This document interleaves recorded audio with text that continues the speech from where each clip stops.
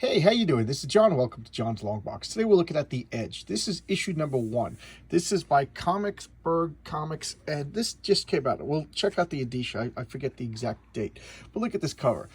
As you can see, to me it's anime inspired. And full disclosure, I just had Marvin Wood, the writer of this comic, on my channel just yesterday.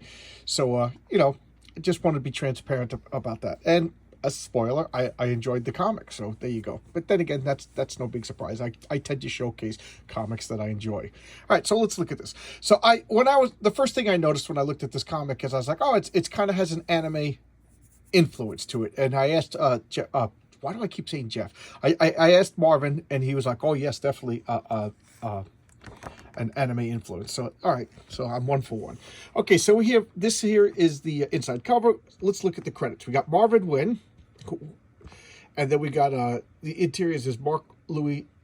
Oh, I am going to say, I'm sorry Marvin, but I can't pronounce the name. Vicanicat. Okay, and the colorist is Steven Lifsky and Louis Antonio Delgado. I'm sorry that I murdered everybody's names. And James Reed is the letters. So let's look at the indicia, because I want to get the exact date. I like doing that. So, okay, so November 2021, first printing. Yay. Okay, and the name of the company is Comicsburg. Why Comicsburg? Because they're based in Pittsburgh. And here we got the opening page.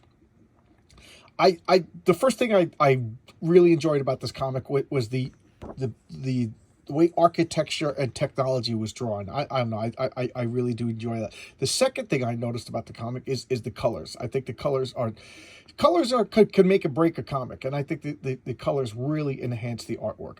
So okay, so we need to talk about this. The story thus far: infected by a super steroid, the Edge, Revenant is on a rampage to eliminate Richard Tartable. Can the strike team placed between them stop Revenant, or will they all spread the infection of the Edge further? So the premise of this comic is that there's a drug called the Edge. It's a steroid.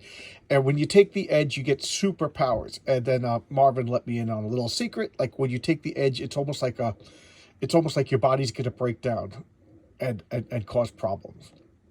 So taking the Edge is almost like a death sentence sooner or later. All right, and I don't want to give out any spoils. Watch the show. Watch the talk that I had with Marvin and Heroenberg. Okay, all right. So here we have the setup. Snow. I do like the colors and everything. I don't know why I'm having a difficult time speaking, but that's par for the course on this channel. And look, okay, competent artwork. Again, I'm going to talk about the colors. The colors are doing a great job. I'm not a colorist, but I do know a thing or two about comics. And look at all these panels. Okay, the artistic choice here is they're not really... They do it like some of these panels have gutters. Gutters are the white lines separating the panels. And sometimes it's just a black line. But we're having no problems differentiating the panels. But why? Because the colors is doing a good job. The colorist, excuse me, is doing a good job. I like this. This subtle... I mean, they're similar. Boy, a word's difficult today. There's similar color schemes, but different enough so that your mind is separating each panel. Okay, so out here we're in the dark of the snow, so it has to be different. But this is all the same room under these ubiquitous fluorescent lights. But the lighting is giving us the color scheme, so we have no problem. That would have been, I think, a rookie mistake to color these all so similarly that with this pencil, just a line separating. This would have been a mess without proper coloring. And you did a good job. Kudos on that. Good job. One dirty thumb up into the air. And then we have another panel. Just so you don't think I'm a glowing psychopath, this drives me nuts. This empty space over here. My eyes just get drawn to it, and I'm like, why? It's an artistic choice. I don't know why the panel's not a little bit bigger, but what do I know? I'm not a comic book artist, but it just drives me nuts. But minor. Not every comic book is perfect. We have this, I don't know why. I get a kick out of these black and yellow lines. It just makes everything look, I don't know, dense, heavy. And they're going in. And who we got this? This is Revenant. Okay, he's just jumping in, and again, superhero costumes have to be simple and elegant. Now, this is simple, and it is elegant, but then there's a little bit more like military accoutrements. I always get that word wrong, you know. So we got the knee pads, the military style boots. So, but that seems to fit this world, where you know, the superheroes seem to be a little bit more militant. And you know what? I think that would kind of be more realistic than like a Marvel world where the superheroes would be like altruistic. So it kind of fits. And it is. I don't know if Marvin picked this as a clue to show you the type of world that they're going to inhabit, or it's just an artistic style. I don't know. I didn't think to ask him, but it kind of fits. So here they are, just good old superhero battling, you know, just taking people out. Why? He's a superhero. People getting beat up. The only problem now I have is, okay, oh yeah, Revenant. He's got his name. The letters are awesome. Is even with this back, I was a little like thrust in, like, what's going on? So I was a little confused. I read the whole comic, and then I had to go back and read it again, and I still felt like I was missing something. And I would have liked, like, I don't know, at this point right over here, instead of that story so far, maybe a page just inserted right here to explain what's going on. I mean, we have this, a lot of room over here. Could we have put this over here and then just had a page of a flashback? I don't know. I think that would have worked. That would have filled me in. You know, I don't want to say treat me like I'm an idiot, but give me all the information. Give me all the information. So here he is, Revenant's going around beating up everybody, and this is Tarnable. So this is the guy that they're going after. He's reading the classified files, and again, check this out. Check that out. That is cool. To me, superhero comic books, whenever you have technology and vehicles and machinery, I think if it's totally fantastic, like Jack Kirby stuff, that only works for Jack Kirby. Unless you're Jack Kirby, keep it grounded in reality. And look at this. I could believe that something like that would exist, but at the same time, something like that doesn't exist. It's doing a fine job of being a fantastic piece of superhero machinery, and it works. And I like the fish over here. Again, I want to point out the colors.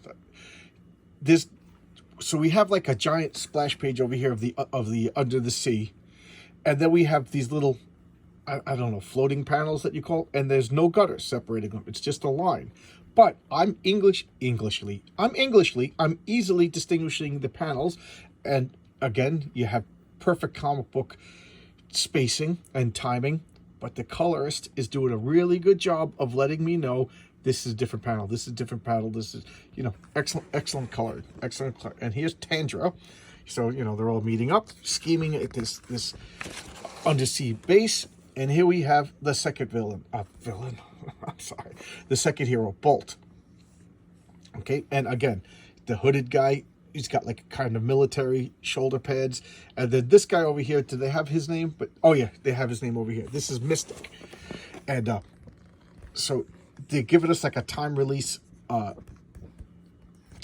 flow drip, coffee drip percolation of the superhero's names. Her name will come up in a second, so we'll talk about her. And they're infiltrating. Now again, I was a little confused. Why are they doing this? Am I stupid? Yes, I am stupid. But I was a little confused. Again, I had to go back and reread it. Why? Because it was worth rereading.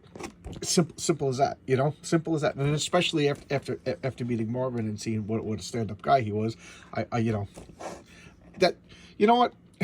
I'm a human being. You're a cool guy. You're an interesting guy. You're a fun guy to talk to. You know, I will also extend. So, you know, I went back and I reread, and then I ordered the rest of the comics.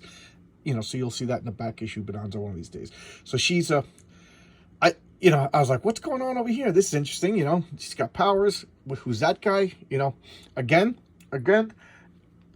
pointing out the differentiations of the colors. Why is this? Why am I bringing that up? Because whenever they do these little panels, to me, it's symbolizing a quickness, speeds going by, and it's kind of always the same room, but this is such a rookie mistake that the colorist would use the same color and it would be a mishmash. But this colorist, I'm guessing, is not a rookie, and he did a great job. 9 minutes later, she's beating everybody. This guy's pulling out a gun over here. you can see the shock and awe in the face. Look at that. Look at that. And I feel bad. She looks scared. Nobody, well, no normal person, nobody that that I don't want to hang out with. You feel bad for whenever you see that. Look at that. What do they call it? Execution style. Look, some more tech, and then she just comes in. Why? Because she's a hero. Now, she wasn't supposed to make herself known. She was reconnaissance. She was doing reconnaissance here, and now she's, the jig is up. She jumped the gun. She's I'm trying to come up with some stupid things to say, but I can't think of anything. But she's coming in and fighting, grabbing the gun out of his hand, and now we learn her name, Intrum. I didn't want to say it, and now what does she do? She creates these like portals, and this I do really like. I don't know why I get a kick out of this. I keep talking about my role-playing game. My friend Jason, he had a superhero character called the Rift, and he would make little dimensions.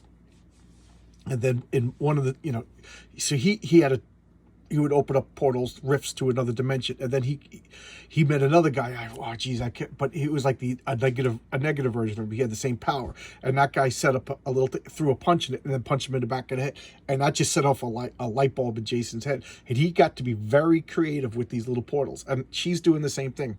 I'm talking about my role playing game in Marvin's comic. But what does she do? She sets up all of these portals. They're floating around her, and she throws a punch into one, and then this, I was about to say disembodied leg, but it's not a disembodied leg because it's still attached to it. Kicks this guy in the face. She throws a punch into, I dig that. I dig that. Marvin was doing a real good job, and I don't want to spoil because he told me a couple of things that were happening. You can watch the video and spoil yourself, but that's up to you. About how there's realistic limitations to these superhero powers, and I dig that. And this is Blaine.